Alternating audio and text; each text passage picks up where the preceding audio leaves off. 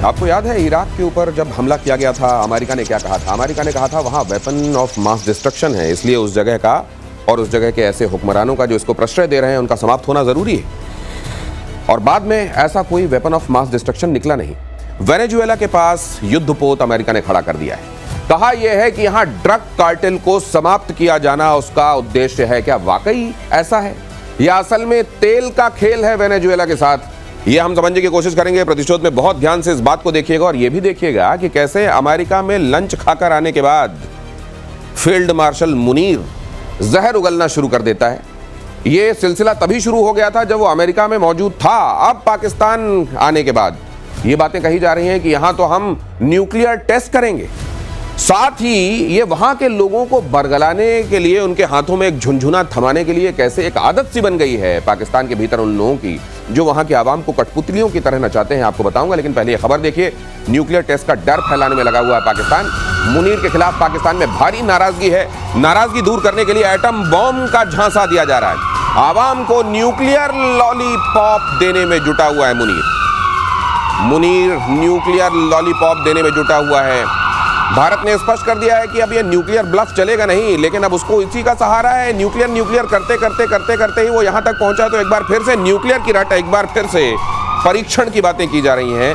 लेकिन असल में वहां के लोगों की मानसिकता क्या है वो आगे भी मैं आपको दिखाऊंगा। कुछ ध्यान से देखिएगा कि वहां के लोग न्यूक्लियर को लेकर क्या क्या बातें करते हैं। उनको मालूम है, शायद उनको मालूम है कि वहां की आवाम भी उनकी बातों को एज इट इज ले लेती है।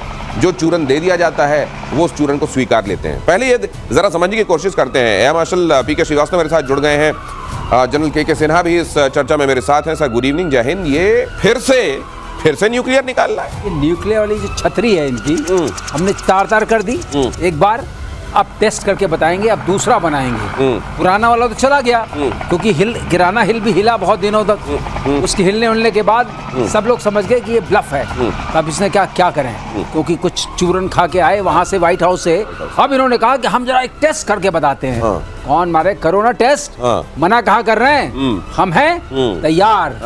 टेस्ट से डर किसको लगता है? और टेस्ट के मामले में यहाँ तो कितने सारे टेस्ट और उन टेस्ट के बारे में आपको टेस्ट भी मिल चुका है। लेकिन फिर भी जनरल सिन्हा, इस समय इसको दिया जाना उनके पॉइंट ऑफ व्यू से क्या पर्पस सर्व करता है? देखिए, इनके पास 170 के आसपास जो कहते हैं कि हमारे पास न्यूक्लियर मिसाइल है, उसमें से 3/4 जो है टैक्टिकल न्यूक्लियर मिसाइल है, जिसकी रेंज पाकिस्तान के अंदर तक ही है, कहीं बाहर। क्योंकि वो पाव वाली जो है वो उन्होंने टैक्टिकली बनाई थी कि हमारी जब थ्रस्ट लाइन जाएगी तो उस पर मारेंगे, हमारे मैकेनाइज फोर्सेस जाएगी, तो ये उनकी सोच थी। अब एक्चुअली ग्राउंड पर नहीं है। ऐसा नहीं कि न्यूक्लियर बना दिया वो आपकी जिंदगी भर वो चलता रहेगा, वो भी खत्म हो जाता है, उसकी भी सेल्फ लाइफ।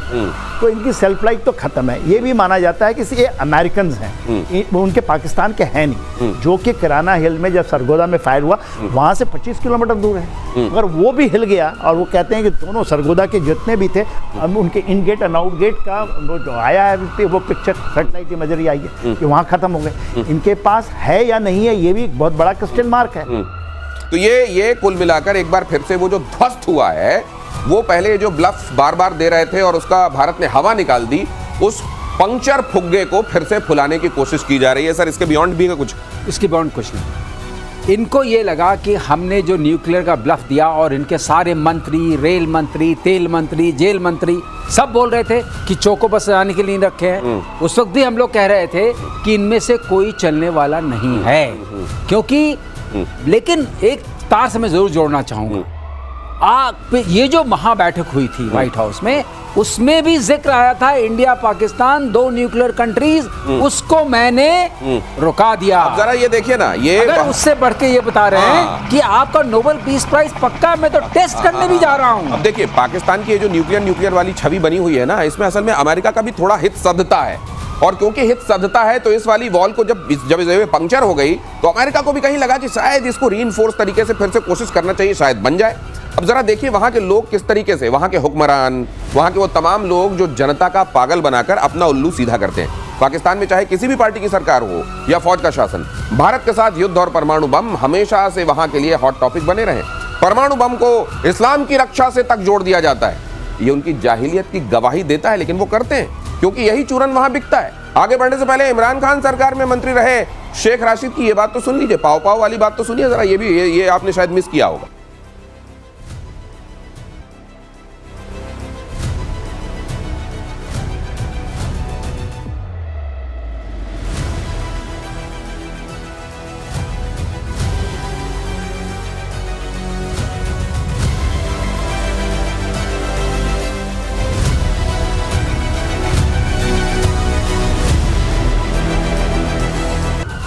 अब सोचिए अगर इन्होंने वैक्सीन बनाई होती वर्ल्ड के लिए कोविड के समय, तो किस तरह की वैक्सीन बनाते हैं।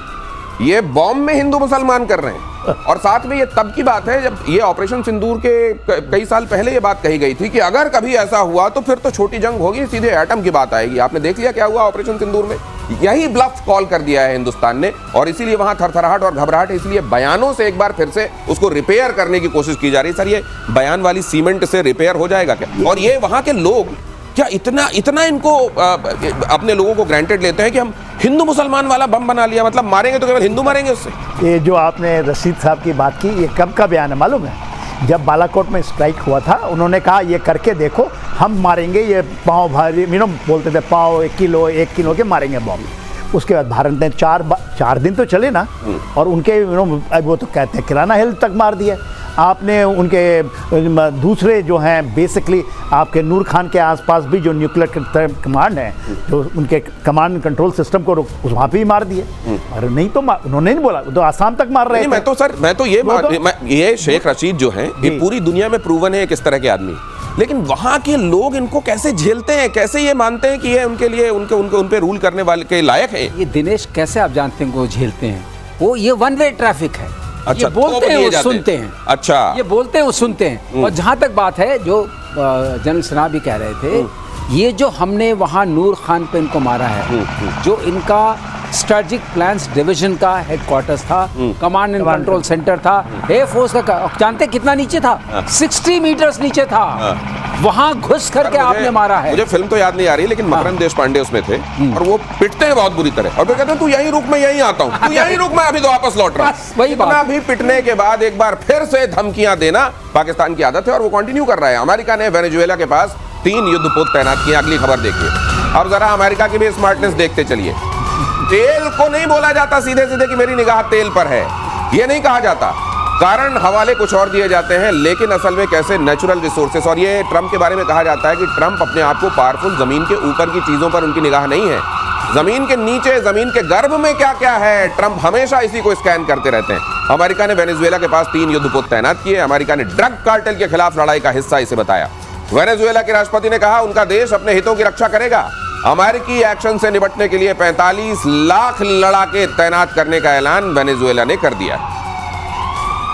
अब असल में ऐसा तो होता नहीं है कि आपकी मंशा बहुत दिनों तक 1 बार, 2 बार, 3 बार आप छिपा सकते हैं, फिर तो मंशा आपकी समझ में आ ही जाती है कि आप कभी लोकतंत्र की बहाली के नाम पर, आप कभी वेपन ऑफ मास डिस्ट्रक्शन का हवाला देकर, आप कभी ड्रग कार्टेल का हवाला देकर किसी ऐसी जगह जहां कोई आपको नेचुरल रिसोर्स देता है, उस जगह को कब्जाने के लिए निकल पड़ते हैं। ये हल्का फुल्का नहीं है वेनेजुएला। वेनेजुएला में लार्जेस्ट प्रोवन ऑयल डिपॉजिट्स हैं जी। और वेनेजुएला की एक बात और बता दें, दर्शकों को शायद पता है कि नहीं पता है, 1950s में वेनेजुएला की पर कैपिटा इनकम 19,000 सम डॉलर्स थी जी। और आप सोचिए अमेरिका की क्या थी उस वक्त? 9,000 सम डॉलर। ओहो, ये इतना आगे थी। और आज क्या है? अमेरिका की 80,000 पर कैपिटा इनकम है और इनकी सिर्फ 5,000 कुछ है। तो ये लाने वाले, ये 2 चीजें इसमें आई। एक तो इनको बहुत सैंक्शंस लगाए गए क्योंकि इन्होंने अमेरिका के खिलाफ बोलना शुरू किया, और दूसरे जो इनके एक आए सोशलिस्ट, इसीलिए हमेशा समझिए जो योजनाएं मुफ्त की होती है वो कितना आघात करती है। वेनेजुएला उसका बहुत बड़ा एग्जाम्पल है। इन्होंने अपने सरकार अपने रहने के लिए लोगों को मुफ्त में देना शुरू किया और चीजों को नेशनलाइज कर दिया। उसका इम्पैक्ट इतना पड़ा कि एक कंट्री जो 3 गुना ज्यादा थी यूएसए से एक जमाने में, वो आज पर कैपिटा में 120। ये तो वेनेजुएला का इतिहास हो गया सर। लेकिन अमेरिका क्यों जा रहा है? तेल, ये ड्रग कार्टेल का हवाला देकर, ये दुनिया क्या आप समझती नहीं है सर? ये बात दुनिया पूरी तरह समझती है। देखिए, तो इनको ट्रंप को कोई बोलता नहीं होगा कि आप ये ड्रग कार्टेल वाली बात करेंगे, लोग हंसेंगे, सब जानते हैं कि आप वेनेजुएला में तेल की बात कर रहे हैं। वहाँ पर 2 चीजें हैं। ये तो है, ये 304 बिलियन बैरल है जो विश्व में सबसे बड़ा है। दूसरी बात, वहाँ मडोरो की जो सरकार है ना, प्रेसिडेंट मडोरो, उनके फादर की भी सरकार रही है। और प्रॉब्लम वहाँ से, इसके पहले अमेरिका का बहुत अच्छा संबंध था इनका, ऑयल का पूरा निर्यात होता था वहाँ से। सऊदी अरेबिया के पहले वेनेजुएला वाज मेन, फिर उन्होंने सैंक्शन लगाई, और सैंक्शन लगा के जो बता रहे थे पीके सर, वो एग्जैक्टली उसी तरह से हुई है। आज के दिन में 3 एयरक्राफ्ट आप युद्धपोत को ले जाते हैं, वो कहते हैं 45 लाख हमारे पास मिलिशिया है, 45 लाख छोटी मोटी नहीं होती है। हमारी फौज 12 लाख की है, ठीक। 45 लाख आप सोचिए कितनी, हमारे 3-4 टाइम्स इंडियन फोर्सेस, राइट। तो वो कुछ कर नहीं पाएंगे। मगर मेन आपने जो किया है, ऑयल निशाना है और वो बहाना है। बाकी ऑयल निशाना है, बाकी सब बहाना है। और मिडिल ईस्ट में ट्रंप को बड़ा झटका लगा है। ईरान आर्मेनिया के बीच नॉर्डूज ब्रिज पर समझौता, फारस की खाड़ी काला सागर लिंक पर भी सहमति बनी। ईरान को बगैर जंगजुर कॉरिडोर के कॉकेशस देशों में एंट्री का रास्ता मिला। पिछले दिनों आर्मेनिया अजरबैजान में शांति समझौता हुआ था। समझौते के तहत जंगजुर कॉरिडोर पर अमेरिका को कंट्रोल मिला और इस कॉरिडोर पर अमेरिका के कंट्रोल से ईरान की टेंशन बढ़ गई थी। क्या मायने है सर इस खबर के? इसका मायने एक है, सरलीकरण जिसको कहते हैं, जंग-ए-ज़ूर की वजह से ईरान की टेंशन बढ़ी और इस ब्रिज की वजह से, नॉर्डूज ब्रिज जो आया है, उनको एक्सेस मिली कॉकेसस में और डायरेक्ट एक्सेस उसके थ्रू वाया करके आर्मीनिया से उनको डायरेक्ट एक्सेस मिल गई और उसके बाद मिलेगी यूरोप ठीक है। की, जो हमेशा वो चाहते थे। टर्की और अजरबैजान पर निर्भर नहीं रहना पड़ेगा। इसके सुंदर सरल तरीके से ये हो रहा है। तो ये दोनों चीजें बहुत महत्वपूर्ण हैं, सामरिक दृष्टि से, आर्थिक दृष्टि से और वहां के जनसंपर्क की दृष्टि से। तो वो एक्सेस आपको यूरोप की तरफ जो चाहिए थी वो सीधे सीधे मिल रही है इस कॉरिडोर की वजह से। आप जो वाया जा रहे थे और उसकी वजह से किसी मुल्क का सिग्निफिकेंस बना हुआ था वो कम हो रहा है और इस वजह से टेंशन हो रही है। लेकिन सर क्या ये पूरे तौर पर ये कहीं पर कोई निर्भरता बनी रहेगी या वाकई एकदम से उन कंट्रीज पर डिपेंडेंस हटाकर इनको बना देगा सेल्फ रिलायंट? देखिए, इसके पहले जो आप कह रहे हैं जंगजूर कॉरिडोर, उसको ट्रम्प कॉरिडोर के नाम से भी जाना जाता है, वो जोड़ रहे थे। उन्होंने सोचा कि हमने तो कर लिया, क्योंकि मेन कॉरिडोर है, रशिया बना रहा है नॉर्थ साउथ कॉरिडोर, इसी से आता है। वो कैस्पियन सी हो करके इसको थोड़ा सा ये कर रहा था और फिर फारस की खाड़ी जिसको पर्शियन गल्फ है वहाँ पर आता है। तो अभी जो इन्होंने किया है ये पर्शियन गल्फ से बनेगी, आप सेम कॉरिडोर के पास जाएंगे, मेन जो आर्मेनिया है, और सीधा निकलेंगे ब्लैक सी में। तो ब्लैक सी में access, everyone wants a Black Sea access. किस लिए? टर्की एकदम, टर्की का ही एक्सेस है आजकल, मेडिटेरियन को यदि ब्लैक सी से जोड़ता है टर्की होकर। मोमेंट ये हो जाएगा फारस की खाड़ी से, सोचिए नॉर्थ साउथ कॉरिडोर यही है और भारत ने भी चाहवार इसीलिए लिया है। ये जो आएगा रेल का लाइन है, रेल एंड रोड लाइन है, it will go through this and India, हम लोग भी यही चाहते हैं, क्योंकि अभी तक ये रेल लाइन नहीं बनी है चाबहार से। चाबहार से सीधे जाएगी उसी कॉरिडोर के ऊपर में, जो आप ट्रम्प कॉरिडोर, उसके नीचे से जाएगी ब्रिज के ऊपर और निकलेगी ब्लैक सी। ये समझ लीजिए कि जैसे कि किसी के खेत के पास से रोड निकलने वाली होती है ना, तो अचानक वो बड़ा खुश हो जाता है कि अब तो बम बम हो जाएगा, यहाँ से इसका दाम भी बढ़ जाएगा। अब अचानक पता चले कि रोड यहाँ से नहीं, वो तो रोड कहीं और से निकल गई। वही हाल है उन कंट्रीज का जो चिंता में आ गया। हाँ, बिल्कुल सही। ब्लैक सी वाली बात बताना जरूरी है। ब्लैक सी के अंदर जो एंट्री है उस पर टर्की बैठा रहता है। टर्की का सबसे बड़ा प्रभुत्व उसकी वजह से। अब बैठे रहो। हाँ, वो वाली चीज तो ये और इसी से अगली खबर देखिए कि बड़बोले ट्रंप को ताइवान ने दो टूक सुना दी। ताइवान के विदेश मंत्रालय ने कहा है हम सुरक्षा के लिए खुद पर निर्भर हैं।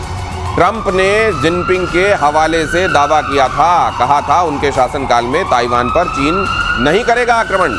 चीन ने भी ट्रंप के बयान को खारिज कर दिया था। तो ये आप देखिए कहीं ये किस तरीके के इनके लिए कितनी एम्बैरेसिंग सिचुएशन है कि आप कहीं पर जाएं, कहें कि नहीं मैं देखिए इस पर हमला नहीं होने दूंगा, और जिसको लेकर आप ये बात कह रहे हैं वही कहे कि नहीं तेरी जरूरत नहीं, तू एक काम कर, तू बीच से हट, मैं अपना खुद देख लूंगा। सर ये अब मुझे तो समझ नहीं आता कि ट्रंप इतने बड़े सुपर पावर हैं। मैं इनका सुन रहा था, फॉक्स न्यूज को जो खबर दे रहे थे कि मैंने ये कर दिया, मैंने वो कर दिया, उसमें से एक ये भी है। अब बताइए, आप सुपर पावर के बॉस हैं, लीडर हैं, आपको ये शोभा देता है कि चीन ने मना कर दिया कि भाई हमारी ऐसी कोई बातचीत नहीं हुई है? नहीं, ये बात अगर ताइवान कहे कि हम अपने मुहाफिज के तौर पर एक महत्वपूर्ण देश अमेरिका देखते हैं तो समझ में आता है। आप जाकर कह रहे हैं और वो कहते हैं नहीं मेरे को इधर चीन ने मना कर दिया, उधर ताइवान का हमें आपकी जरूरत नहीं है, हम खुद संभाल लेंगे। हम सब संभाल लेंगे। मैंने आपको बताया, कई बार आपके चैनल में बताया, आपके माध्यम से बताया है कि ताइवान की जो टेरेन है और जिस तरह का ईस्टर्न पार्ट उसका जो है वो माउंटेनियस है और उसको मारना पकड़ना इतना आसान नहीं होगा, ये बहुत मुश्किल होगा। ये जैसे आपने सेही देखा, सेही जो होती है उसके शरीर पर कांटे ही कांटे होते हैं। बहुत सारे जंगल में ऐसे लोग हैं जो उसका शिकार करना पड़ते हैं, चाहते हैं जानवर, लेकिन जैसे ही उसके कांटे खड़े हुए देखते हैं वो उनका जबड़ा, उनका सोचते हैं कि अगर हमने मुंह में दबा लिया हमारी अपनी जान पर बनाएगी। ताइवान की बिल्कुल यही वाली स्थिति है और इसीलिए ताइवान, क्या बात है, और इसीलिए ताइवान, और ये बात ताइवान भी समझता है, इसलिए एक हद से ज्यादा जब उसके मुहाफिज होने का दावा किया जाता है अमेरिका की तरफ से, तो ताइवान ने भी कह दिया प्लीज मैं अपनी रक्षा खुद। लेकिन सर इसके इम्प्लीकेशंस भी हो सकते हैं क्या आने वाले दिनों? ये इम्प्लीकेशंस तो क्या, वो क्या कह रहा है, उसने रक्षा अपना जो बजट है उसने 3% बोलता, 5% ले जाएंगे, ली बोल रहे हैं। दूसरा उन्होंने किया है 50,000 ड्रोन, और इंडिया से एंटी ड्रोन सिस्टम भी खरीद रहे हैं। और 50,000 ड्रोन बहुत चीज़ होती है। यदि आप पूरे देखेंगे, ताइवान का जो ये है वो आइलैंड है 400 किलोमीटर है और 140 किलोमीटर। अब आप बताइए अमाउंट ऑफ जो आपने पक्योपाइन का बात किया ना, जो मारता है शहर की बात की, सेम वहाँ पे आपके ड्रोन्स होंगे, वहाँ पर ऑलरेडी एंटी एयरक्राफ्ट सिस्टम्स हैं, उसके बाद उनके फाइटर्स हैं, और जो बेसिकली एम्फीबियस ऑपरेशंस की बात होती है कि चाइना एम्फीबियस ऑपरेशन करेगा और एयर से आएगा। एम्फीबियस ऑपरेशन के लिए पूरी माइंस के लिए कि हम ऐसा बिछाएंगे कि कोई पहुंच नहीं। लेकिन हमको याद है सर कैसे कैसे अमेरिका की स्पीकर वहां गई थी, उनको गार्ड करते हुए उनके फाइटर प्लेन्स गए थे। चाइना ने कहा था हम देख लेंगे, लगा था पूरा टेंशन था कि कहीं ये मार तो नहीं देगा चाइना। वाकई ये सब जो तमाशा चल रहा था, ये अब क्या आने वाले दिनों में ताइवान ये भी कहेगा कि आप इससे भी गुरेज कीजिए, जरा इसकी भी जरूरत नहीं है। अब किसी को समझ में नहीं आ रहा। दिनेश, सरलीकरण में बात यह है कि ट्रम्प का जो बिहेवियर है वो पिछले एडमिनिस्ट्रेशन से जो 2 दशकों से चला आ रहा है, उससे उसका कोई तालमेल नहीं। आप नलसी तुलसी की बात तालमेल नहीं। और आप देखिए जो एम्फीबियस ऑपरेशंस की बात कर रहे हैं उसमें डिफिकल्टी है।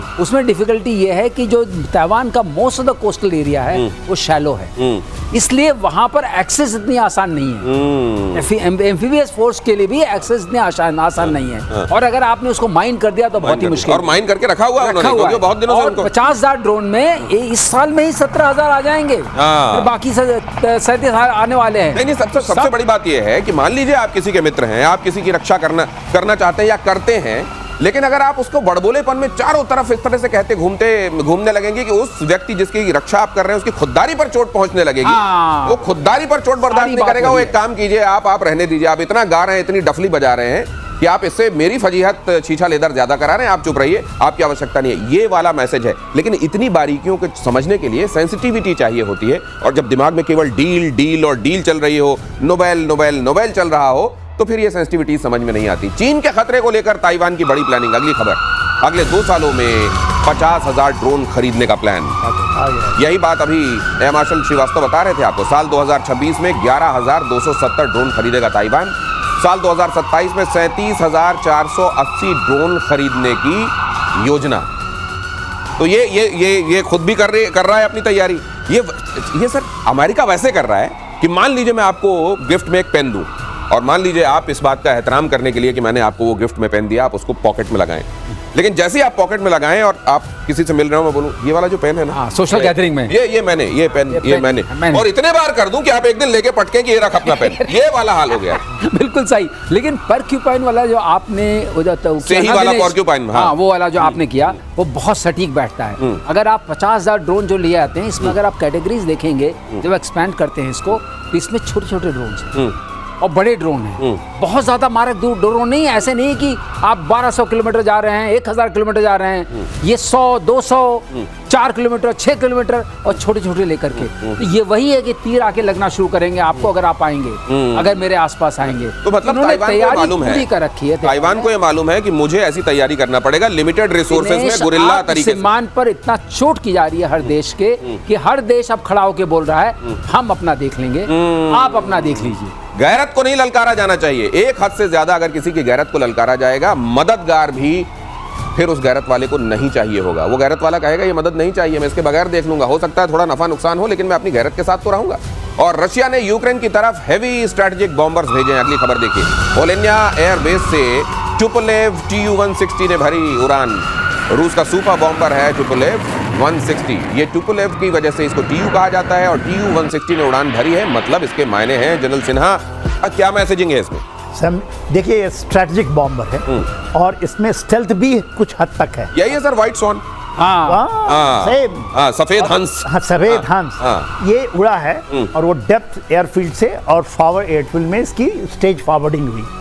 तो इसकी क्योंकि ये न्यूक्लियर भी कैरी करता है। न्यूक्लियर, हाँ, न्यूक्लियर भी कैरी करता है और सब तरह के हथियार कैरी करता है। तो ग्लाइड बम सुनेंगे, GBU सिस्टम से, तो GBU का आपने नाम सुना होगा, 57 का जो उन्होंने मारा था B2 बॉम्बर्स। तो B2 बॉम्बर्स की कितनी आपने सुनी ना कि इतने बड़े लोग आए, 57 एयरक्राफ्ट उसको केवल गाइड करा।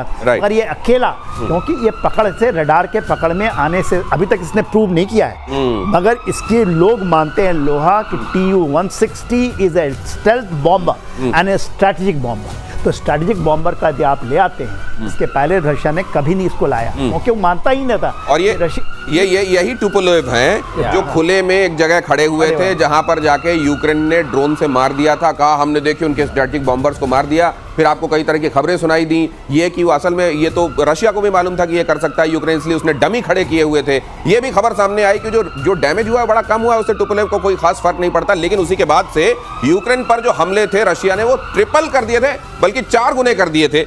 और एक बार ये एक बड़ा संदेश है। अब ये जिस बेस पर लाए हैं ओलेनिया पे, वो बहुत पास में है। अच्छा। और इसकी खास बात है, इसमें 2 मिसाइल्स बड़ी खास है। हाँ। एक है की बोलते हैं, अच्छा, KN-101 और दूसरी है 555। ये 2 जो यहाँ से चलती हैं, उनकी मारक क्षमता, वो स्टेल्थ मिसाइल्स है उसमें से। क्रूज मिसाइल्स है, मैंने आपको बोला था क्रूज मिसाइल सबसे खतरनाक होती है पकड़ना, और स्टेल्थ क्रूज मिसाइल और भी खतरनाक।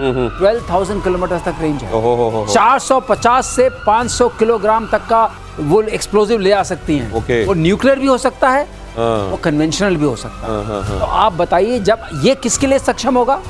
ये जो वार्तालाप चल रही है, महावार्तालाप, और इसके बाद अगर ये लोग नहीं मानेंगे, आप कोई भी जद से बाहर नहीं है, और इंडस्ट्रियल इंफ्रास्ट्रक्चर को तबाह करने के लिए काम आएगा। स्ट्रेटेजिक बॉम्बर्स ऐसे नहीं यूज किए जाएंगे, ये मेगा डैमेज करने के लिए यूज किए जाएंगे। अगर इनका इस्तेमाल शुरू हो गया, समझ लिए काल आ गया। ये असल में इसको काल का ही एक तरीके से ये मीनिंग वही होती है। अगर इसको आपने आसमान में देखा तो ये काल का संदेश दे रहा होता है कि अब पहुंच से कोई बाहर है नहीं, हाथ है मेरे लंबे, इतने पहुंच से बाहर कोई नहीं है। रशिया संदेश देना चाहता है, और साथ में न्यूक्लियर ले जाने का मादा जिसमें हो, फिर वो तो कहीं पर भी आर्सेनिक कैरी करता है। आर्सेनिक वो जो उसने किया था ना अभी, जो और एक ही बार उसमें से 6 मिसाइलें निकलती हैं, जी, और पूरे के पूरे एरिया को बर्बाद कर देती है। उसने करके दिखाया था ना, एक ही फायर हुआ अभी। आर्सेनिक वो डिप्लॉय कर रहे हैं। तो ये क्रूज मिसाइल हो, क्रूज मिसाइल ऊपर से स्टेल्थ हो, तो ये तो मतलब बहुत ही खतरनाक चीज हो गई। क्रूज वैसे ही पकड़ में नहीं आती, और ऊपर से वो स्टेल्थ है, मतलब और भी अदृश्य हो गई, डबल अदृश्य, और उसके साथ ये टुपोलेव। अगली खबर ये, ईरान ने पहली बार अंडरग्राउंड मिसाइल सिटी का वीडियो जारी किया। इस्लामिक रेवोल्यूशनरी गार्ड कॉर्प्स ने जारी किया वीडियो। बिना लॉन्च पैड के जमीन के अंदर से निकलती है मिसाइल। अब जरा देखिए इसको, बिना, इसमें लॉन्च पैड चाहिए नहीं। कई बार क्या होता है, लॉन्च पैड आपका नष्ट कर दिया जाता है, आपकी मिसाइलें कुछ भी हो, फिर आप कहां से चलाइएगा। लेकिन लॉन्च पैड ही नहीं है। ईरान ने पहली बार अंडरग्राउंड मिसाइल सिटी का वीडियो जारी किया है। इस्लामिक रेवोल्यूशनरी गार्ड कॉर्प्स ने जारी किया। ये बगैर लॉन्च पैड के जमीन के भीतर से निकलती हैं मिसाइलें। तो मिसाइल टेक्नोलॉजी में ईरान ने बहुत काम किया है, दुनिया ये बात जानती है। लेकिन ये सर, क्या ये बाकी देशों के पास नहीं है ऐसा? इसमें साइलोज हैं। अच्छा, ये साइलोज हैं, लेकिन इन साइलोज के ऊपर आप देख रहे हैं कवर्ड है, कैमोफ्लेज है एक तरीके से उससे। अच्छा। तो अब ये इससे निकलता है। अगर साइलोज में जो मिसाइल्स होती हैं, उनके अंदर एक कमी होती है कि वो उनका अगर आपको कोऑर्डिनेट्स पता चल जाए तो आप उसको मार सकते हैं, क्योंकि मूव नहीं कर सकते, मूव नहीं कर सकते, तो साइलोज इसलिए बोलते हैं। लेकिन जो मोबाइल होती हैं, मोबाइल में होता है कि आज यहाँ क्या वहाँ चले। लेकिन अगर आपको स्टैटिक टारगेट को या किसी चीज को, जैसे इजराइल इनका मेन निशाना है, इजराइल बहुत छोटा सा देश है और ये बहुत बड़े मारक क्षमता कैरी कर सकती है, उसके लिए खतरनाक है। और इसमें कोई शक नहीं है, अगर ये अभी फायर कर रहे हैं, इसका मतलब जो हम अंदेशा दिखाते थे, इनकी मिसाइल सिटी पूरी तरह से उस ऑपरेशन हैमर में डैमेज नहीं हुई है। ओके, ये बात भी सामने आ रही है। तो इसमें दोनों उसको दिखाने की कोशिश कर, ये बताने की कोशिश है कि आपने जो हमला किया उसमें हमने बहुत कुछ अपना बचा लिया है, और उसी में से ये साइलोज से फायर होने वाली मिसाइलें हैं। साइलोज से फायर होने वाली मिसाइलों के बारे में हमारे एक्सपर्ट बता रहे हैं कि क्योंकि एक ही जगह से फायर होती है, अगर कोऑर्डिनेट दुश्मन को मिल गए तो इस जगह को तबाह करके आपको ठंडा कर सकता है वो। लेकिन जो दूसरा लॉन्च पैड वाला होता है, उसमें यह है कि मोबाइल अगर लॉन्च पैड, तो यहां से आपने मारा, जैसे ही कोऑर्डिनेट उधर मिले आप फिर कहीं और मूव कर गए, उधर से आक्रमण हुआ भी तो आप बच गए। इसके नफे नुकसान अपने अपने सर, कई देशों के पास ये टेक्नोलॉजी है। नहीं, ये टेक्नोलॉजी जो इसकी बात कर रहा है ना इसराइल, सब लोग क्यों चिंतित हैं ईरान से, और क्यों जमीन से पैर के नीचे जमीन खिसकी हुई है, कि ये ऐसा नहीं है। सालों तो हमारे पास भी है, पाकिस्तान के पास भी है, सबके पास।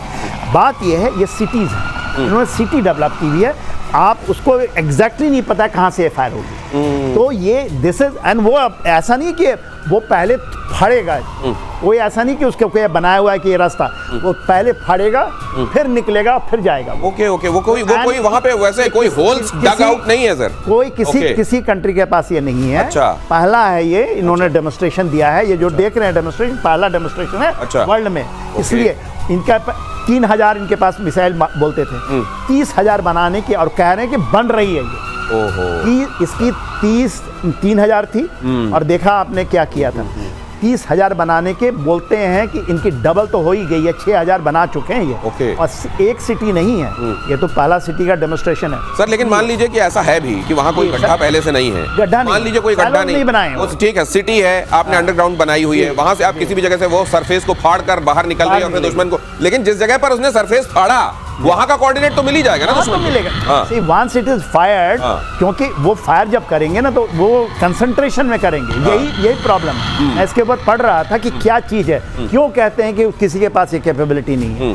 जब ये फाड़ेंगे तो एक साथ फायर करेंगे। जब उन्होंने डिसाइड कर लिया, एक एक करके नहीं करेंगे कि उन्होंने दे दिया इजराइल को कि आप हमारी कोऑर्डिनेट। जब मान लीजिए उन्होंने डिसाइड कर लिया कि तल अवीव वन शॉट में पूरा करेंगे। फर्क ये है कि अगर आप डिस्पर्स कर देते हैं, आपका बहुत सारे, में रख देते हैं, हाँ, बहुत सारे हैं और बहुत बिखरे हुए हैं, आपने पूरी खेती बाड़ी कर दी उसकी, तब नेचुरली आप मार कर सकते हैं। लेकिन टरेट टाइप चीज बनती है इसमें भी, क्योंकि आपको एक गाइडेंस देनी पड़ती है। अगर वो कंटेनराइज नहीं होगी तो गाइडेंस नहीं मिलेगी, उसके जो पंख हैं जो गाइड करते हैं वो मिसिंग हो जाएंगे। अच्छा। तो ये वाली बात जरूर रहती है, मतलब जैसे टैंक का ढक्कन होता है ऊपर, कंटेनराइज्ड हम कहते हैं ना, वो चीज एक कंटेनर से बाहर एक पाइप है, हाँ, तभी लॉन्चर बट नॉट विजिबल, ऊपर से सरफेस दिखाई देगा, नीचे एक पाइप नुमा होगा जो उसको लॉन्च करेगा इस तरीके से। हम टेक्निकल पे आ गए सरलीकरण करने से पहले, तो उसके जो पंख होते हैं वो क्या करते हैं, वो फोल्डेड होते हैं। जब वो पूरी तरह बाहर आएगा देन नेक्स्ट विंग्स खुलेंगे तो वो खुलते हैं। अच्छा अच्छा, इसलिए उनको डैमेज नहीं होते हैं। लेकिन आपके लिए गाइडेंस के लिए स्पष्ट है, आपको साइलो टाइप का एक टरेट बनाना पड़ेगा। अब इसको हम क्यों अनूठा मानते हैं कि हम लोग एक जगह 2-4 ऐसे रखते हैं, इन्होंने पूरी सिटी बना दी है। लेकिन एक बात और आपको माध्यम दर्शकों को बता दें, ये सिटी जो रशियंस की बनाई हुई है, सारी टेक्नोलॉजी तो वहां से आई है। टेक्नोलॉजी रशिया की है, और रशिया इसीलिए रशिया से थर्राता क्यों है, खासतौर से अमेरिका, अब वो समझ में आ रहा होगा आपको। और इस्लामिक स्टेट के आतंकियों का कांगो में कोहराम, गंडासे और कुदाल से 52 लोगों की हत्या की गई, मरने वालों में कई बच्चे और महिलाएं भी शामिल। कांगो की सेना से मिली हार का बदला ले रहे हैं ये आतंकी। देखिए, ये एक माला ट्रंप ने ये भी पहनी थी। अच्छा। और इसका जिक्र भी हुआ था। अच्छा। कि हमने कांगो और रवांडा के बीच में संधि करा दी है, एग्रीमेंट करा दिया। इसके फोटो ऑफ भी हुआ था। वो जो 6 हुए हैं उसमें से एक ये भी था कि 31 साल से चल रहा था, इसको मैंने रोका। क्या रोका? इसकी बात कल परसों ही हुई है, 2-2 बार, हर बार होती है। क्या रोका आपने? ये रवांडा समर्थित हैं। अच्छा। उन्होंने मारा है। ओके। तो इसका मतलब कि जो भी पीस आप करा रहे हैं उस पीस में कोई स्टेबिलिटी नहीं है, क्योंकि पीस सही लोगों के बीच नहीं करा रहे। आप क्या कर रहे हैं, आग के ऊपर कारपेट डाल के कह रहे हैं कि अब यहाँ कोई आग नहीं, और कुछ ही देर में वो कारपेट जल जाती है और शोले ऊपर आ जाते हैं, और फिर आपके लिए एम्बैरेसिंग होता है। लेकिन एम्बैरेसमेंट तो इस समय आपको। अच्छा, कांगो में आपने इनका इंटरेस्ट क्यों है? कांगो को हम बोलते हैं जियोलॉजिकल स्कैंडल। अच्छा। कांगो में ऐसी कोई चीज नहीं जो आपको चाहिए नहीं है। अच्छा। सोना भी है, तांबा भी है, वहां पर रेयर अर्थ भी है। अच्छा, वहां पर हाइड्रो इलेक्ट्रिसिटी भी कर सकते हैं। ओके। आपको जो आप कहते हैं ना यूरेनियम, ये वो सब है, लेकिन सबसे गरीब है। ओके। तो यहाँ भी वही जमीन के नीचे वाली चल रही है। जिस तरीके से वेनेजुएला में ऑयल दिखाई दे रहा है, यहाँ कांगो में वो दिखाई दे रहा है जिसका भी जिक्र किया गया, रेयर अर्थ मेटल, और ये मेटलिक, ये प्रेशियस मेटल। और इसके लिए नाम है, इसके लिए नाम है जियोलॉजिकल स्कैंडल। जियोलॉजिकल स्कैंडल, जिसके पास इतना भंडार है, वो इतना गरीब क्यों? हाँ, कि भूगर्भीय धन जिसके पास इतना ज्यादा है, वो इस तरीके से भिखारी वाली स्थिति में क्यों? नेतन्याहू के बिग गाजा प्लान से फिलिस्तीनियों में हड़कंप मचा हुआ है। गाजा सिटी से 50,000 लोगों का पलायन, लोग दक्षिण गाजा पट्टी की तरफ जा रहे हैं। नेतन्याहू ने गाजा पर संपूर्ण कब्जे की बात कही है। अब ये तो वैसे ही है कि जैसे आप एक पिंजरे में बंद हो, और जब पिंजरे में आप एक तरफ से आपको मार पड़े तो आप दूसरी तरफ चले जाएं, उससे पिंजरे में आप कितनी दूर तक मूव कर लीजिएगा। अब यहाँ ठीक है, नेतन्याहू के बिग गाजा प्लान से फिलिस्तीनियों में हड़कंप है और सिटी से 50,000 लोगों का पलायन है, दक्षिण गाजा की तरफ वो जा रहे हैं। लेकिन इससे हालात नहीं ये लेकिन क्या करेंगे वहां पर लोग? यही करेंगे और क्या करेंगे? देखिए, ये जो गाजा सिटी है उसकी आबादी 11 लाख की है। 20 लाख की आबादी में 11 लाख गाजा सिटी में, तो आपने कहा 50-50 करके जाएंगे। इसके पहले भी काफ़ी लोग साउथ में गए थे, खास करके आप जब देखेंगे रफा की तरफ, फिर वो आए वापस। अब आए हैं तो इनको कहता आप खाली कीजिए पूरा 100%। और जो सिफा इनका सबसे बड़ा ये अस्पताल है, अभी तक उसमें कभी घुसी नहीं थी। कल ही शायद सुनने में मुझे ऐसा आया कि इजरायली फोर्सेस अंदर गए और लोगों को पकड़ा है हमास के वहाँ से। तो अभी तो गाजा सिटी में 11 लाख लोग रहते हैं वहाँ। उन 11 लाख लोग को आप करेंगे, निकालेंगे, तो देखिए ये तो ऑक्यूपेशन 200% ये करें। आपने कल ही बताया था कि 1 किलोमीटर के अंदर में 250-60 का कुछ आपने नंबर दिया था, कितने लोग 273। हाँ बताइए। तो आप तो एक चप्पे चप्पे पर आप अपने कब्जे को और उसको आप पूरी तरह से उस पर सिग्नेचर करना चाहते हैं कि यहाँ आप मेरे दस्तखत हैं, यहाँ आप कोई इस तरह की कार्रवाई नहीं होगी जो हमारी धरती और हमारे अस्तित्व के खिलाफ होगी। गाजा में खतरनाक वायरस के संक्रमण की भी खबर है। अगली खबर देखिए, लकवे की बीमारी फैलाने वाले वायरस का संक्रमण, बड़ी संख्या में एक्यूट फ्लैसिड पैरालिसिस के मरीज, ज्यादा तादाद में संक्रमण के मामले सामने आ रहे हैं। ये गाजा के लिए एक दूसरी तरह की मुसीबत बन गई है और इस तरह की ह्यूमैनिटेरियन जहां त्रासदी हो रही है, वाकई वो मामला बड़ा सेंसिटिव है। लेकिन मैं तो ये कहता हूं कि दूसरी तरह के सोच के लोग भी इस दुनिया में हैं। वैसी सोच के लोग भी दुनिया में हैं कि जब बादल फटता है हिंदुस्तान में तो वो कह देते हैं कि देखिए कुदरत बदला ले रही है। इस तरह के लोग भी हैं और उसमें वो स्माइली और वो सब भी भेजते हैं। तो हम उस तरह के लोग नहीं हैं, हमारी सेंसिटिविटीज़ वैसी नहीं। लेकिन सर ये इसको आप कैसे देख रहे हैं? ये ऐसा है कि ये साबित ये करता है कि वहाँ मैल न्यूट्रिशन बहुत ज़्यादा है। तो बच्चों के बीच में इतना मैल न्यूट्रिशन होता है, इस तरह के वायरस की माना जाता है कि मौजूदगी आ जाती है। तो ये अपने आप में एक समस्या है। हमेशा लोग कहते हैं युद्ध इसीलिए अच्छा नहीं मना था, इसीलिए भारत हमेशा बात करता है शांति की। शक्ति से शांति लाना चाहिए, शक्ति से आपको महायुद्ध नहीं कराना चाहिए और सबको सम्मान देना, सबकी बात करना। जो हम बार बार कहते हैं जो सुपर पावर्स हैं उनका काम है स्टेबिलिटी को लाना, न कि स्टेबिलिटी को खत्म करना। चाहे आप किसी का सामान लेना चाहते हैं, किसी के तेल लेना चाहते हैं, लेकिन फिर शांति के लिए भी सर फिर इस दुनिया में रहने वाले हर व्यक्ति की वो जिम्मेदारी है कि शांति के प्रयासों को सफल होने दे। हाँ, जिम्मेदारी को नहीं मानते लोग, उसी के लिए इस तरह की अशांति छाती है। और ये हुआ है और ये होगा। हम लोग चूंकि फौज से में हैं, हमें जानते हैं हमारा काम है जहां अशांति वहां शांति लाइए शक्ति के जरिए। लेकिन तो अभी वही काम हो। क्या यहाँ से कोई एक बड़ी इबरत है सोसाइटी के लिए? वो लोग जो तमाम अपने डिफरेंट कॉजेज को लेकर अपने लोगों को, अपने टारगेट ऑडियंस को ये बताते हैं कि देखिए हम बड़े लेजिटिमेटली आपके लिए फाइट कर रहे हैं और आप एक पूरे हिस्से को मुसीबत में डाल देते हैं, क्या उनके लिए एक संदेश है? और बड़ी संदेश है। ये क्या हुआ 7 अक्टूबर का ही कहानी है ना। 7 अक्टूबर आपने किया, आप भूल जाइए, क्योंकि जिसने भी किया, मैं बार बार ये बोलता हूँ, इसके पहले भी बहुत हिस्ट्री में, हमारे हिस्ट्री में, हमारे जो आप करोगे उसकी तो आप फल काटोगे ही, वो काट रहे हैं। देखिए एक चीज और बताऊंगा, वहाँ बच्चे जो हैं 6,50,000 हैं, 20 लाख में बच्चे इतने हैं। तो ये बच्चों के उनके बीच हो रही है। ये हमास को सोचना चाहिए कि उन्होंने वहां के बच्चों की क्या स्थिति की है। हालांकि वो ट्रांसफर करेंगे इस सब एलिगेशन को इजराइल की तरफ, लेकिन उनको ये देखना चाहिए किस तरह की मुसीबत को उन्होंने आमंत्रित किया है। और ये जो अभी श्रीवास्तव जो कह रहे थे वो वही है कि विद्या विवादाय धनम मदाय शक्ति परेशान परिपीडनाय खलस्य साधोर विपरीत मेतद ज्ञानाय दानाय च रक्षणाय। अगर आपके पास शक्ति है तो उससे शांति लाने का प्रयास होना चाहिए, लेकिन फिर दूसरों की भी तो जिम्मेदारी है कि उस प्रयास को कामयाब होने दे। म्यांमार के रखाइन पर अराकान आर्मी का कब्जा, अराकान आर्मी और जुंटा फोर्स में जबरदस्त झड़प। अराकान आर्मी ने ड्रोन से एयर अटैक किया, पूरे रखाइन प्रांत पर अराकान आर्मी की नजर। सितवे पर अटैक से बच रही है अराकान आर्मी, सितवे में भारत का भारी निवेश है। अब ये किस तरीके से इंपॉर्टेंट है, सितवे कहां पर है, कैसे चिकन नेक की बात करके भारत की तरफ जो लोग बुरी नजर रखते हैं वो कैसे चिकन नेक का जिक्र करके इसको वल्नरेबल बताने की कोशिश करते हैं और ये बताने की कोशिश करते हैं कि भाई साहब सावधान रहना। हिंदुस्तान ने भी एक संदेश दे दिया। अब जरा देख लीजिए, एक बार पहले तो ये देख लीजिए, आपको हिंदुस्तान दिखाई दे रहा है, ये आपको इंडियन ओशन दिखाई दे रहा है, अरेबिक सी दिखाई दे रहा है, यहां पर आपको दिखाई दे रहा है ये है बांग्लादेश। और बांग्लादेश इन दिनों पूरी तरीके से हाथ में खेल रहा है पाकिस्तान के, ये बात भी आपको बहुत अच्छे से पता है। अब यहां पर ये जो चिकन नेक है इसका हवाला देकर भारत को कई बार वल्नरेबल बताने की कोशिश की जाती है। आप बहुत ध्यान रखिएगा, यहां पर आपकी कमजोर नस है।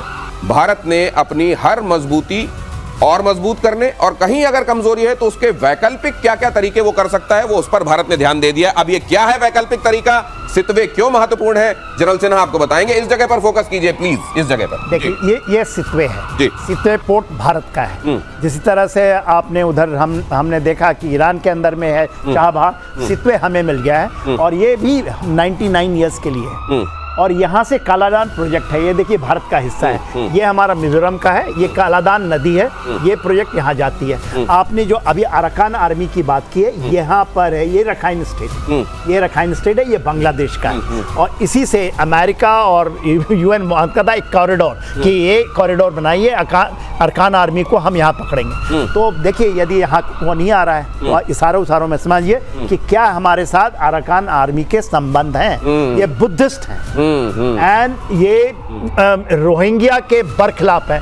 ये टोटल ये जो डिस्टेंस देख रहे हैं ये वाला, ये 120 किलोमीटर का। अच्छा। ये पूरा का पूरा अरकान आर्मी ने पकड़ लिया है। और यहाँ से जो कालादान प्रोजेक्ट जाता है हमारा, ये कालादान प्रोजेक्ट यहाँ से, ये कालादान और ये कालादान का ये हिस्सा है, यहाँ से हमारी एंट्री है। और इसी की बात है क्योंकि ये और इस यहाँ पर यदि आप देखेंगे ना, जो एक आइलैंड की बांग्लादेश की बात होती है ना, सेंट मार्टिन आइलैंड, ये यहाँ है। यहाँ पर बैठना चाहता है हमारे का, बांग्लादेश को प्रेशराइज कर, शेख हसीना वाला बांग्लादेश पूरा वहाँ आना मामला। चाहता है, ये अमेरिका यहाँ आना चाहता है। ये बिल्कुल ये भी खुल के बताइए कि अराकान किसके सपोर्ट में है। अरकान तो फिर उन्होंने बता दिया इशारों में, किसके सपोर्ट में है। अब इससे ज्यादा एक्सप्लिसिट क्या बताया जाए। कई बार बहुत सारी चीजें, और ये कूटनीति और कूटनीति का भी तकाजा होता है कि उसको थोड़ा सा धीरे-धीरे अंडरटोन में आप उसको समझे। और मॉस्को में विदेश मंत्री एस जयशंकर की मीटिंग, भारत रूस अंतर सरकारी सहयोग की बैठक, 3 दिन के रूस दौरे पर है विदेश मंत्री और रूस के साथ उच्च स्तरीय बैठकें चल रही हैं। तो यहाँ पर अमेरिका के ताजा, आप जानते हैं, उसने पूरी दुनिया में जो उथल पुथल मचाई है, उसके बाद शक्ति के संतुलन के लिए जो प्रयास जरूरी हैं भारत वो कर रहा है। और रूस ने दिया भारत को शानदार ऑफर। वो क्या ऑफर है वो भी आगे आपको बताऊंगा, लेकिन यहाँ मेरे सामने ये जो खबर है फ्लैश कीजिए। रूस ने दिया भारत को शानदार ऑफर। भारत के समर्थन में खड़ा हुआ रूसी डिप्लोमेट रोमन बाबुश्किन का बयान, अमेरिकी टैरिफ की चिंता ना करे भारत। उन्होंने कहा हमारे बाजार है ना, भारतीय सामानों का रूसी बाजार में स्वागत है। डोनाल्ड ट्रंप को कैसा लगा होगा सर ये? सर उनकी तो खटिया पहले से निकल। इसमें एक और बात है, देखिए इसके अंदर में है जो ये गए हैं, ये किस लिए गए हैं? रूबल एंड रुपी के अंदर में व्यापार का ये बात नहीं आई है, इसके लिए फाइनलाइजेशन में गए हैं। हमारा व्यापार तो है ही है वहाँ, हमारा व्यापार तो है और रूबल रूपी में इसको कर सकते हैं। 14 करोड़ लोग रहते हैं वहाँ। एक पॉइंट और है, जीएसटी अगर आप पे लगती है 25%, तो वो डिस्काउंट हम आपको देंगे। ये वाला, ये जो नुकसान होगा उसकी भरपाई भी करेंगे, आप लेते रहिए। तो सर ये ऑयल हम देंगे, वो ऑयल हम देंगे, हम बार्टर सिस्टम होने वाला है। ये अगर बार्टर, तो ये पूरी दुनिया में डॉलर और स्विफ्ट सिस्टम के जरिए जो है अमेरिका का जो राज है सर, क्या एक बड़ा थ्रेट आ रहा है उसकी तरफ? बहुत बड़ा। अगर आप सचमुच जाने, इस वक्त सबसे बड़ा थ्रेट जो ट्रंप के सामने है कि जिस तरीके से ट्रंप लोगों को आत्मसम्मान को बिल्कुल चोट पहुंचाते आ रहे हैं, देश के बाद देश के बाद देश, डॉलर के प्रति लोगों का कड़ा होता जा रहा है। डॉलर की तरफ अगर लोगों का रुख कड़ा होता जा रहा है, तो डॉलर के बूते पूरी दुनिया को अपने कब्जे में रखने की ये जो रेत है, अब अमेरिका की मुट्ठी से फिसलती दिखाई दे रही है। क्योंकि आपको वो मुट्ठी ना, जब रेत पकड़े होते हैं तो थोड़ा सा उसको कंट्रोल्ड प्रेशर देना होता है। बहुत तेज दबाएंगे फिसल जाएगा, और ट्रंप ने इस समय यही किया है। रूस ने अमेरिका पर लगाए गंभीर आरोप। रूस को हथियार नहीं बेचने दे रहा है यूएसए। रूसी रक्षा मंत्रालय के खुफिया विभाग का दावा, भारत को रूसी हथियार नहीं खरीदने दे रहा है और खरीदार देशों पर दबाव बना रहा है अमेरिका। रूसी हथियार सौदा नहीं होने दे रहा है अमेरिका। ये बात तो बिल्कुल जायज है, हो रहा होगा। देखिए बिल्कुल जायज है। हमें S-400 लेने में कितनी मुश्किल हुई और कार्सा लगाने की बात थी, लेकिन वो डिफरेंट एडमिनिस्ट्रेशन था तो वो बात संभल गई। देखिए जहां तक दो हिस्से होते हैं किसी लड़ाई के, जहां तक सवाल है रॉकेटरी का, रूस अभी भी आगे है, इसमें कोई शक नहीं है। चाहे वो रेंज की बात हो, चाहे वो स्टेल्थ की बात हो, और चाहे वो मारक क्षमता की बात हो, तीन चीजें, या एक्यूरेसी की बात हो।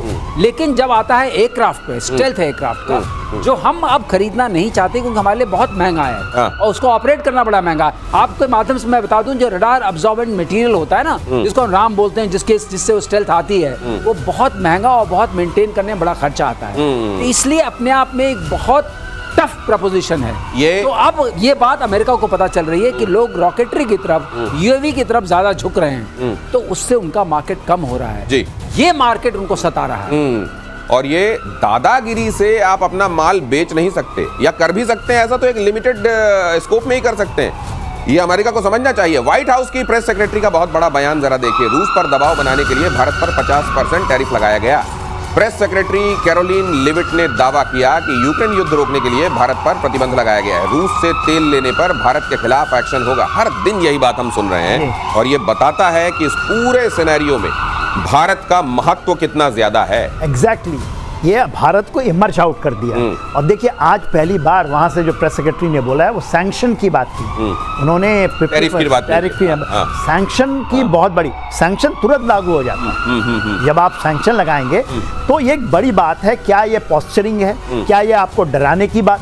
मगर उनकी भी बहुत हालत खराब है। भारत ने अभी भी क्योंकि मेडिसिन के ऊपर में रेसिप्रोकल टैरिफ हम लगा दिए, हाहाकार मच जाएगा अमेरिका में। 87% जो दवाइयां हैं अमेरिका में तो आप जो कह रहे हैं सर, चिनॉय सेठ जिनके घर शीशे के होते हैं वो दूसरों के घर पत्थर नहीं फेंकते। बहुत धन्यवाद सर, समय समाप्त होता है। आपसे बातें तो और भी करने का दिल कर रहा है, लेकिन आज प्रतिशोध में इतना ही। कल फिर हाजिर होते हैं, मिस मत कीजिए।